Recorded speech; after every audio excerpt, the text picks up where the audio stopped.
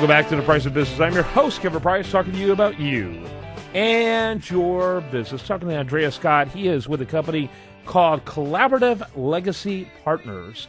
There's 5 partners supported by a team of 8 up there in Minneapolis, Minnesota. And have you guys recovered from that flood yet? It's getting close. I mean, we've been dried out for a little while here, but still a lot of water standing around. Yeah, it's incredible. The weather's so bizarre.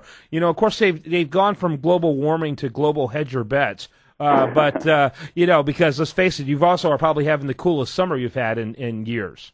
It's true. I mean, we'll take it for right now, but it'd be nice to get a little bit of summer before we roll into winter, which comes pretty early around here. Yeah, and came pretty hard last year. You know, exactly. Again, so much for global warming. But anyway, I always have my own axe to grind. I can't help it, and I'll even do it on a segment that has nothing to do with that. That's just how crazy I am. So, yeah, it's interesting to see that host. By the way, what is the temperature? Just curious. Right now, we're right in the mid-70s, so it's a gorgeous day in Minneapolis. Mid-70s? You stink, man. Anyway, okay. So tell us about your company. What exactly are you doing?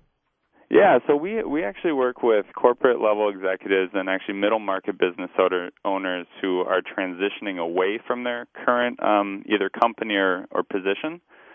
So we are a multidisciplinary firm, and we do wealth management, some executive coaching, and executive career development, but really focusing on the transition. Okay, very good. And you're saying you responded to an interview, and it's a great interview, article over there at priceofbusiness.com. The biggest challenges facing mid-market companies today. You guys are a mid-market company, I'm sure, in terms of revenue, but you're trying to reach people who are C-level people in mid to enterprise level, I would assume. Yeah, that's right. And really, we're trying to reach them about a year out from the time that they leave or are looking to leave, because really we think that's the time when you can begin to really think about what's next in your life. Okay. And how do you find them? That sounds like it'd be very difficult. Yeah, that's one of the challenges that we face, because these are individuals that are rather protected and actually really busy as well, as you know. So we do a lot of networking. It's all referral based. We work with a lot of M&A attorneys and accountants as well, and then some HR departments around town. So you pursue fishnets, if you will, to bring these fish in. Yeah, that's a very good way of putting it. Yeah.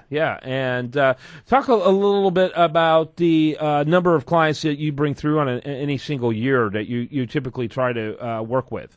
New clients. Yeah, we're a pretty small shop and very hands-on, and it's pretty time-intensive in the first year. So we're only looking to bring on, a handful of clients a year. So that's 3 to 5 engagements a year is really where our sweet spot lays. And the reason for that is because when we're working with them, we're really taking everything into account from a financial standpoint, from a life standpoint, taking into account the family too, and how that's going to affect them if the matriarch or patriarch is leaving. So we're not looking to really bring on a lot of clients. It's just kind of a pretty niche practice.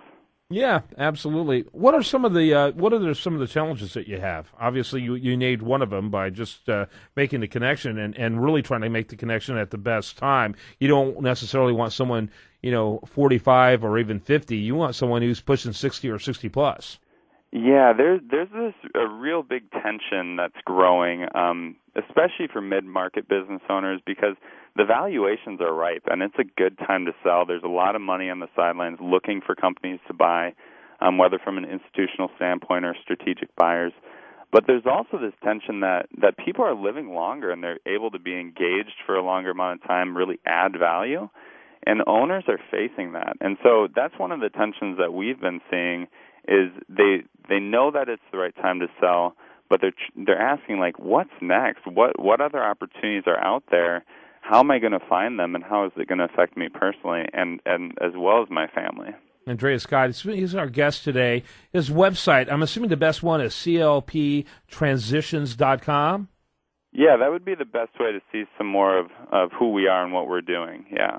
Thanks so much for being with us today. I enjoyed it. Terrific. Thanks a lot. Yeah, I do want to remind the listener that today's program is brought to you in part by EfficientWealthManagement.com, ChrisKidd.com, as GNA Partners. When we come back, more for you right here on The Price of Business.